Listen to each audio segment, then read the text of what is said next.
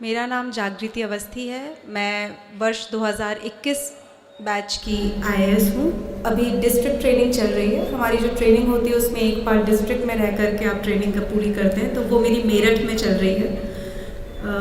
2020 की जो UPSC CSE की परीक्षा थी उसमें मेरी दूसरी रैंक थी। और धन्यवाद। भोपाल से मैं आती हूँ। मेरी शिक्षा एनआईटी भोपाल से मैंने इलेक्ट्रिकल इंजीनियरिंग पूरी की थी 2017 में, और 2 साल बीएचईएल भोपाल में एक इंजीनियर के पद पर मैं कार्यरत रही हूँ। जब मुझे पता चला कि दिया दिल्ली के बारे में, तो ये मुझे अपने कुछ बैचमेट्स के थ्रू पता चला था जो इससे कनेक्टेड थे। और गायत्री परिवार की जो मेरी सबसे पुरानी मेमोरीज़ हैं वो बचपन से शुरू होती हैं। मेरे बड़ी मम्मी और बड़े पापा इस परिवार से जुड़े हुए थे, और हमारे घर के मंदिर में शुरू से ही एक वो बड़े फेमस सी फ़ोटो है, बीच में गायत्री माता है, इधर गुरुजी हैं ऊपर, और इधर एक साइड माता जी की फ़ोटो है। वो फ़ोटो मैं बचपन से देखती हुई बड़ी हुई हूँ। तो जब उन्होंने मुझे बताया गायत्री परिवार के बारे में, तो बड़ी खुशी हुई कि आज यहाँ पे आने का भी मौका मिल रहा है और आप लोगों से बात करने का मौका मिल रहा है। तो यूपीएससी के बारे में ही बात करेंगे। इसमें कितने लोग हैं जो एस्पिरेंट्स ही हैं? ज़्यादातर। ठीक है, तो फिर और एस्पिरेंट से बात करना तो सबसे अच्छा एक्सपीरियंस होता है, क्योंकि उस जर्नी को ही जी करके यहाँ आए हैं। तो कुछ चीज़ें होती हैं जो हम आपके साथ शेयर करना चाहते हैं। सबसे पहले ज़्यादातर लोगों ने अपने मन बना ही लिया है कि यूपीएससी देना है। यदि आप शुरुआत कर रहे हैं तो मैं आपको एक जो मैंने किया था और मुझे उससे बहुत बेनिफिट हुआ है, आप लोग एक ही एक्सरसाइज ज़रूर करिएगा कि जब भी कोई परीक्षा देने जाएं, वो यूपीएससी की हो, कोई भी परीक्षा हो, उसमें सबसे पहले आपको पता होना चाहिए कि सिलेबस क्या है। हम में से बहुत लोग ये गलती करते हैं कि हम सिलेबस के बारे में ही नहीं पढ़ते। सबसे पहले आप जाकर के सिलेबस को पढ़िए जो यूपीएससी की वेबसाइट पे दिया हुआ है, और पिछले वर्ष के आए हुए क्वेश्चंस को पढ़िए। जब आप टॉपिक वाइज सिलेबस को पढ़ेंगे तो आपको ज़्यादा समझ में नहीं आएगा। आपको लगेगा कि हाँ कुछ लिखा हुआ है कि salient features of Indian history. जब आप उसी टॉपिक से जो क्वेश्चंस पूछे गए हैं, जब आप इन दोनों को एक साथ रख करके पढ़ेंगे तो आपको समझ में आएगा कि किस टॉपिक से क्या प्रश्न यूपीएससी पूछ रहा है। और यकीन मानिए, जो सालों से एक पैटर्न है वो एक दिन में नहीं बदल जाएगा कि यदि आप जिस वर्ष परीक्षा देने जाएंगे उस दिन पूरा 100% ओवरहॉल हो जाएगा एग्ज़ाम का। एक ट्रेंड है, इसी जिसको हम कहते हैं ना, कई लोग एक टर्म यूज़ करते हैं स्मार्ट प्रिपरेशन, स्मार्ट स्टडी। यही स्मार्ट स्टडी है जहाँ पे आपको ये समझ में आ जाए कि आपको क्या करना है और क्या नहीं करना है। अपने आप को डायरेक्शन देना ही स्मार्ट स्टडी है। तो ये आप एक्सरसाइज ज़रूर करिएगा। मुझे बहुत बेनिफिट हुई थी। आपको किसी से ये नहीं पूछना पड़ेगा कि एग्ज़ाम के लिए इम्पॉर्टेंट क्या है। आपको खुद पता है भाई, जो पूछा जाता है वो इम्पॉर्टेंट है, बार बार पूछा जाता है वो इम्पॉर्टेंट है, उसको ज़्यादा डिटेल में पढ़ना है। ये एक्सरसाइज आप करें, उससे आपको अपने सिलेबस को स्ट्रीमलाइन करने में हेल्प मिलेगी। हर टॉपिक को, जो भी यूपीएससी के सिलेबस में टर्म्स लिखे हुए उसको आप अच्छे से पढ़िए। जब आप ये एक्सरसाइज कर लें और आपको सिलेबस समझ में आ जाए, फिर आप शुरुआत करिए अपनी बुक लिस्ट बनाने से। बहुत सारे यूट्यूब के वीडियोज़ ऑनलाइन पड़े हुए हैं, उनमें से आप अपनी बुक सिलेक्ट कर लीजिए। अब एक टॉपिक के लिए एक किताब ही रखिए। देखिए, पढ़ाई का, ज्ञान का, इसका कोई अंत नहीं होता। जितना जानेंगे उतना अच्छा है। लेकिन हमें एक परीक्षा भी देनी है। यदि आप हिस्ट्री पढ़ रहे हैं तो आप हिस्ट्री की परीक्षा के लिए हिस्ट्री पढ़ रहे हैं। आप इतिहासकार बनने के लिए हिस्ट्री नहीं पढ़ रहे हैं। ये परीक्षा के लिए मैं बता रही हूँ। जब एक बार परीक्षा आप क्लियर कर लें, आपका जो इंटरेस्ट है उसमें आप गहनता से पढ़िए, उसके एक्सपर्ट बन जाइए। परीक्षा की दृष्टि से मैं आपको बता रही हूँ, एक टॉपिक के लिए एक किताब सेलेक्ट कर लीजिए, उसको बार बार पढ़िए। एक बार में याद नहीं होता है, हमें उसमें बार बार पढ़ना पड़ता है, बार बार रिवाइज़ करना पड़ता है, और फिर वो जाके आपकी मेमोरी में स्टिक कर जाता है। मैंने किसी यूट्यूब इंटरव्यू में बोल दिया था, उसके बाद काफ़ी लोगों ने मजाक बना दिया कि ये क्या बोल रहे हैं। मैंने कह दिया था कि एक बुक फिर 1 घंटे में रिवाइज़ हो जाती है। तो इसमें मैं ये बोलना चाहती हूँ कि एक बुक आप 1 घंटे में पढ़ नहीं सकते, ये सही बात है। यदि 500-600 पन्नों की किताब है, कोई 1 घंटे में कैसे पढ़ सकता है? तो पढ़ने का भी एक तरीका ये होना चाहिए कि जब मैं किताब को पहली बार उठा रही हूँ, मैं उसको गहनता से पढ़ूंगी। एक एक लाइन आप पढ़िए। जब आप पहली बार पढ़ते हैं तो समझने के लिए पढ़िए, ना आपको अंडरलाइन करना है, ना आपको उसमें से इंपॉर्टेंट पॉइंट्स निकालने हैं, सिर्फ समझने के लिए पढ़ना है। एक बार जब आप उसे समझ जाएं, फिर आप हाथ में पेंसिल लेकर के बैठिए, सेकेंड रीडिंग में उसको अंडरलाइन करिए कि भाई ये चीज़ें इसमें इम्पॉर्टेंट हैं। जब आप उसको तीसरी बार पढ़ेंगे, फिर आप एक पेन लेकर के बैठिए, जो आपने पेंसिल से अंडरलाइन किया था अब आप दोबारा वही पढ़ेंगे, दोबारा पूरी किताब तो पढ़ने नहीं बैठेंगे, क्योंकि आपको मालूम है जो इम्पोर्टेंट था आपने पेंसिल से अंडरलाइन कर लिया। पेंसिल्स में भी जब आप तीसरी बार पढ़ेंगे तो आपको लगेगा ये वाला पोर्शन तो मुझे याद हो चुका है, ये वाला कुछ कुछ भूलता है, तो उसको पेन से अंडरलाइन कर लीजिए। जब आप चौथी बार पढ़ेंगे तो एक हाइलाइटर के साथ पढ़िए। आप पूरी उसमें देखेंगे कंटेंट फिल्टर आउट होता है। अगर कोई कहता है कि मैंने परीक्षा के लिए किताब 10 बार पढ़ी है, तो आपको लगता है कि उसको 10 बार उतना ही समय लगना चाहिए पढ़ने में? हर बार समय कम होना चाहिए, इतना कम होना चाहिए कि जब आप परीक्षा के पहले बैठें तो आप अपने किताब के पन्नों को जब पलटाएं तो आपको पता हो कि किस पेज पे क्या इंपॉर्टेंट है और मुझे क्या पढ़ना है, और लगभग फिर आप 1 घंटे में रिवाइज कर लेते हैं। तो ये एक प्रोसेस है रिविज़न का और पढ़ने का। हर बार एक बार बहुत अच्छे से उसको स्टडी करनी है, सक्सेसिवली अपने कंटेंट को ये स्ट्रीमलाइन करना है कि उसमें से क्या इंपॉर्टेंट है, क्या मुझे याद नहीं हो रहा है, क्या एग्ज़ाम में बार बार पूछा जा रहा है, और फिर उसको आप लास्ट में देखेंगे तो एक 600-700 पेजेस की जो बुक है, और इतनी मोटी बुक्स होती हैं, अगर किसी ने स्पेक्ट्रम देखी हो, लक्ष्मीकांत देखी हो, तो ये सब किताबें हैं, थोड़ी हैवी हैं, पर ये लास्ट में आपको पता चलेगा 15 से 20 पन्ने का ही कंटेंट रह जाता है जो आपको रिवाइज़ करना होता है at the end of the exam. और ये तब है जब आप एक बुक की मल्टीपल रीडिंग्स कर चुके हों। तो बहुत वास्ट नहीं है कि इतनी सारी बुक्स हैं, इतना सारा सिलेबस है, कैसे रिवाइज करेंगे एक साथ। हो जाता है, स्ट्रीमलाइन करके पढ़ेंगे, हो जाएगा। अपनी एक बुक लिस्ट बना लीजिए इस तरीके से, क्योंकि यदि आप बहुत सारी बुक्स रख लेंगे तो उसको बार बार पढ़ना मुश्किल हो जाएगा। 10 बुक्स को 10 बार पढ़ना मुश्किल है, मगर एक बुक को 10 बार पढ़ना आसान है। अपनी बुक लिस्ट को जब आप एक बार बना लें तो उसको अपनी डेस्क पे रख लीजिए।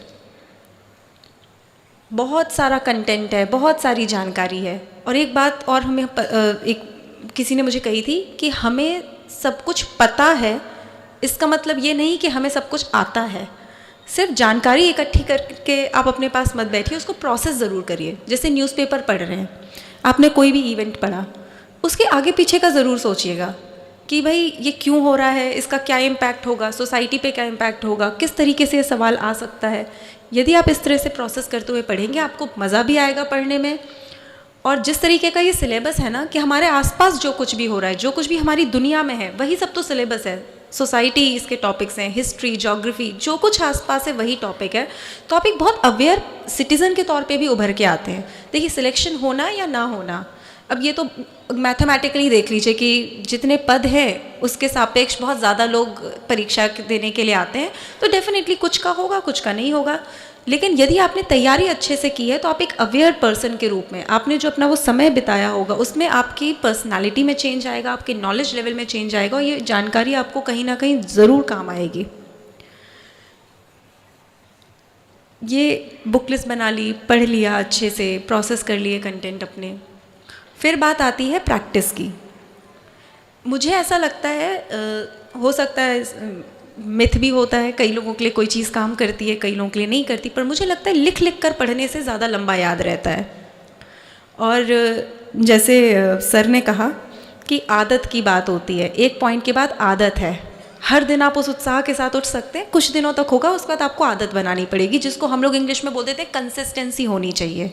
कंसिस्टेंसी क्या है कि आपको आदत है वो एक काम करने की जो आपको आपके लक्ष्य के करीब लेकर के जाएगा।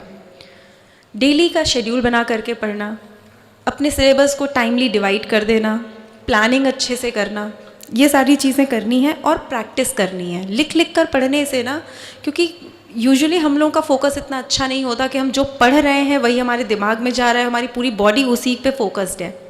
कई लोग मुझसे पूछते हैं कि कंसंट्रेट कैसे करें, कैसे कंसंट्रेट करें, मन ही नहीं लगता, बार बार या तो हम फ़ोन देखने लगते हैं, स्क्रीन देखने लगते हैं।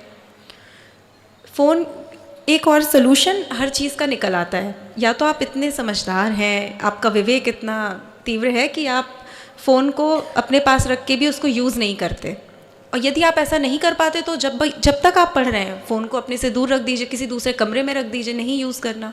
इस तरीके का कंट्रोल अपने ऊपर आपको डेवलप करना है, और धीरे धीरे आदत हो जाएगी, कंसिस्टेंसी बन जाएगी, फिर आपको इसके लिए मेहनत नहीं करनी पड़ेगी।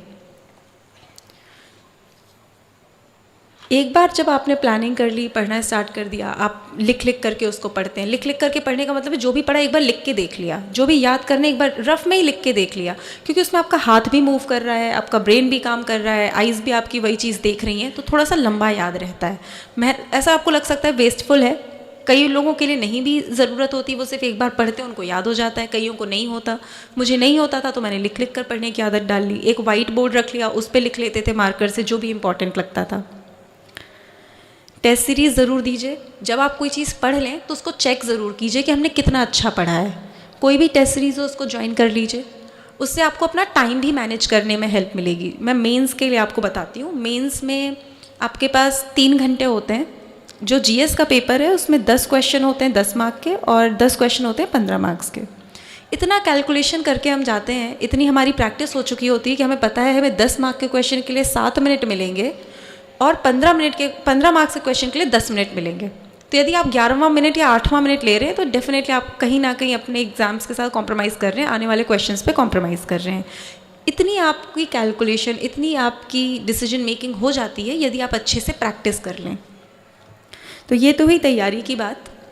और भी जो कुछ भी आप जानना चाहें यूट्यूब पे, आजकल इंटरनेट इतना बढ़िया सोर्स ऑफ इन्फॉर्मेशन बन गया है, यदि आप उसे अच्छे से यूज़ करें तो आपको यूट्यूब पे बहुत सारे टॉपर्स की बहुत सारी स्ट्रैटेजीज़ मिल जाएंगी, आप वहाँ से ले सकते हैं। मैं आपको अपनी तैयारी के दिनों की कुछ अब एनेक्डोट्स शेयर करती हूँ। एक तो ये प्रोसेस थोड़ा सा लंबा हो जाता है, लगभग 1 साल तैयारी में और 1 साल प्रीलिम्स, फिर मेंस, फिर इंटरव्यू, 2 साल का समय होता है। मैंने अपनी नौकरी छोड़ दी थी 2019 जुलाई में, बीएचईएल भोपाल की नौकरी थी, और कूद पड़े प्रिपरेशन करने के लिए।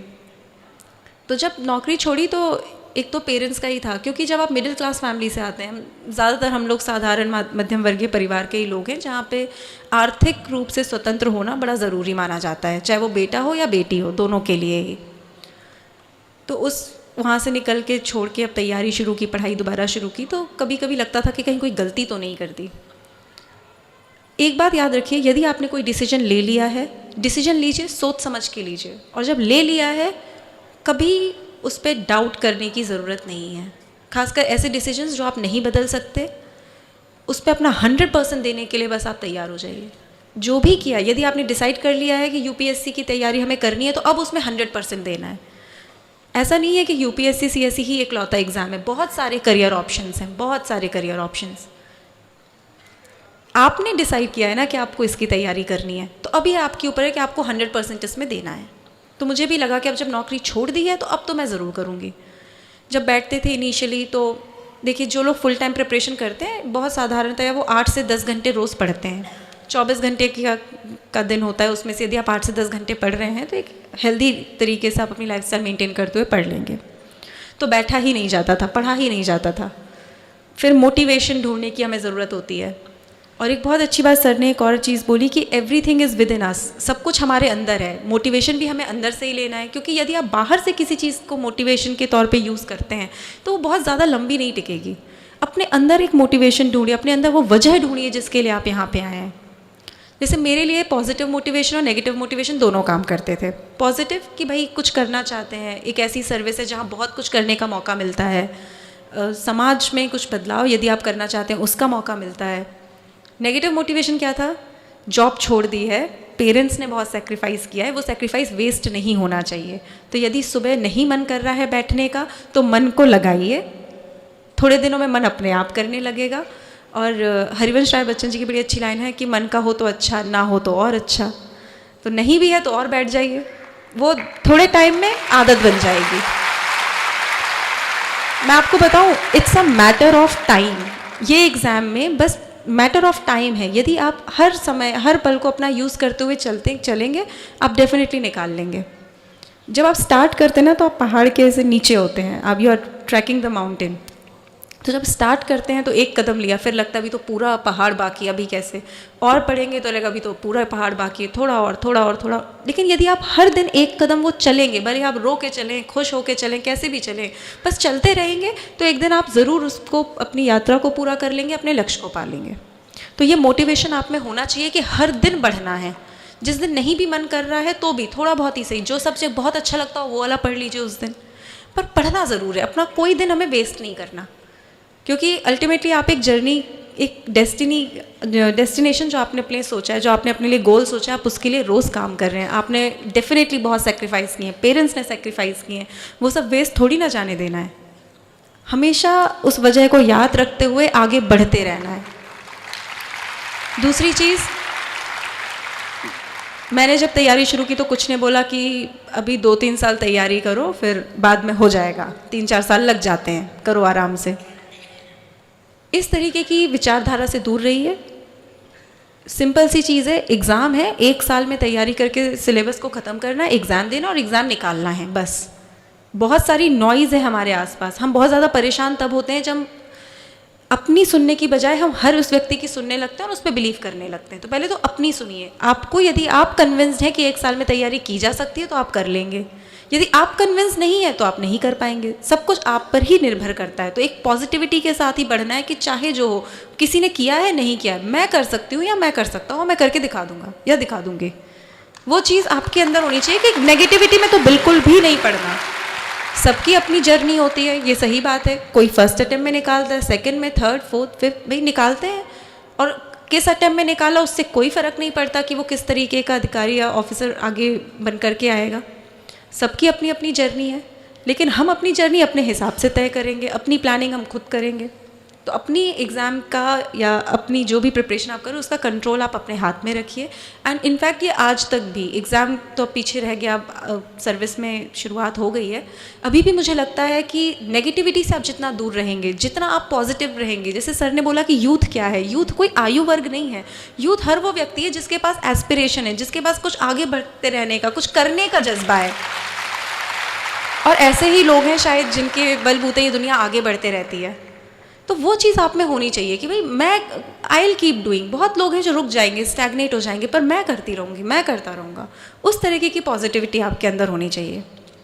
एक और चीज़, कई सारी समस्याएं बीच में आएंगी। कोई ये चीज़ लर्न नहीं हो रही, इसमें मार्क्स नहीं आ रहे, ये सब्जेक्ट टफ लगता है, वो करियर ऑप्शन ज़्यादा अच्छा था। बहुत सारी चीज़ें आती रहती हैं। कई बार ऐसा होगा कि समय कम है, सिलेबस ज़्यादा है। सोल्यूशन ओरिएंटेड अप्रोच रखिएगा। कभी कुछ भी हो जाए, मुझे बस इसका सोल्यूशन ढूंढना है। प्रॉब्लम, आप चाहें तो आप प्रॉब्लम पे फोकस कर सकते हैं, आप चाहें तो आप सोल्यूशन पे फोकस कर सकते हैं। जैसे उन्होंने बोला कि आप जीवन में जिस चीज़ पे फोकस कर लेंगे जीवन वैसा बन जाएगा। सोल्यूशन पे फोकस करिए। ये मेरी मम्मी की ये लाइन है, उन्होंने मुझे बोली थी जब मैं तैयारी करती थी, और मैं आज तक याद रखती हूँ। और हमेशा उसी को जब भी परेशान होती हूँ वही याद रखती हूँ कि हर चीज़ का हल है, आज नहीं तो कल है। ठीक है, आप लोग, मेरी उम्र इतनी ज़्यादा नहीं है, सर्विस में भी बहुत ज़्यादा एक्सपीरियंस नहीं है, लेकिन ये चीज़ मुझे पता है कि कई समस्याएं जो एक पॉइंट पे बहुत बड़ी लगती थी, आज जब आप उसमें आगे आ गए हैं, वो सॉल्व हो गई हैं, तो अब हमें नहीं लगती ना इतनी बड़ी। तो उससे फिर क्यों परेशान होना है? सॉल्व हो जाएगी प्रॉब्लम है, सॉल्व हो जाएगी। सोल्यूशन ढूंढिए। फॉर एग्जाम्पल, कुछ बैठे होंगे जिनको लगेगा हिस्ट्री बड़ी ख़राब है, बड़ी बड़ी बोरिंग सब्जेक्ट है। खासकर भाई जो टेक्निकल बैकग्राउंड से आते हैं उनके लिए बड़ी प्रॉब्लम होती है। मुझे बड़ी प्रॉब्लम होती थी। और वो बुक देखी, वो स्पेक्ट्रम की बुक उठाई, भगवान इसमें 800-900 पेजेस हैं, लर्न कैसे होंगे मुझे? मैं नहीं पढ़ सकती एक बार में वो किताब, क्योंकि मेरा इंटरेस्ट नहीं है। लेकिन मैं दिन भर में 10 पेज तो पढ़ सकती हूँ। साल भर तैयारी करनी है, मैं इस किताब को 90 दिनों में ख़त्म करूँगी। तो एक मैंने रूटीन बना लिया था कि मैं हर दिन 1 से 1.5 घंटे वो किताब पढ़ती थी और सिर्फ 10 पेज पढ़ती थी, और वो किताब ख़त्म हो गई। आप चाहें तो उसको पकड़ के बैठे रहें कि ये तो मुझसे नहीं हो पाएगा। हर चीज़ का आप सोल्यूशन निकाल सकते हैं यदि आप सोल्यूशन निकालना चाहते हो तो। एक ये भी है कि जैसे मैंने पहले ही कहा कि मैथमेटिकली ही दिख रहा है कि कुछ होगा, कुछ लोगों का सिलेक्शन होगा, कुछ का नहीं होगा, क्योंकि पद के सापेक्ष अभ्यर्थी ज़्यादा है। लेकिन हर वो व्यक्ति जो अपने जीवन में 100% देना जानता है, वो कहीं ना कहीं बड़ी ऊँची मुकाम को ज़रूर पालेगा। और ये एग्ज़ाम, यदि जैसे कहते हैं कि not all successful people are IAS, not all IAS are successful, तो सेम चीज़ है। यदि आपको अपना 100% देना आता है, आपको अपना बेस्ट देना आता है, आप जहाँ भी जाएंगे बहुत अच्छा करेंगे। और जैसे उन्होंने कहा कि यूनियन पब्लिक सर्विस कमीशन में आप पब्लिक सर्विस याद रखिए। तो यदि ये यूनियन और कमीशन नहीं भी जुड़ा है, जहाँ जाएंगे पब्लिक सर्विस करेंगे।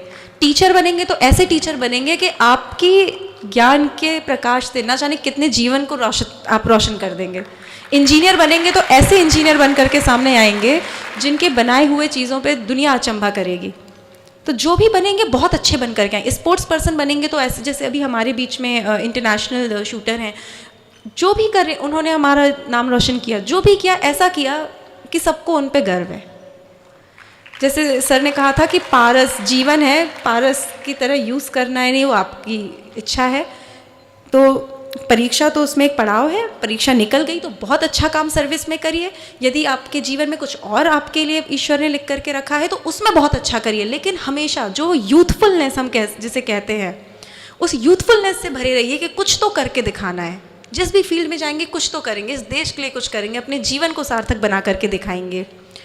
और मेंटल हेल्थ के लिए जो मैंने कहा, इस पूरे प्रोसेस में आपको मेंटल हेल्थ, और अब तो हम बात भी काफ़ी करते हैं मेंटल हेल्थ के लिए, मेडिटेशन, स्पिरिचुअलिटी। आप लोग तो दिया डेली से जुड़े हुए लोग हैं, गायत्री परिवार से जुड़े हुए लोग हैं, मेडिटेशन करिए। इससे अच्छा कोई क्या कहें, माइंड के लिए एक्सरसाइज नहीं है। आप मेडिटेट कर सकते हैं, मंत्र का जाप कर सकते हैं। खुद को शांत रखिए, खुश रहिए, अच्छे से प्रिपेयर करिए। और मेरी शुभकामनाएं आप सबके साथ हैं। आशा करते हैं कि हम सब मिल करके एक ऐसे भारत का निर्माण करेंगे जहां हम सब कह सकेंगे कि ये मेरा देश है, मेरा भी कुछ योगदान इसमें है।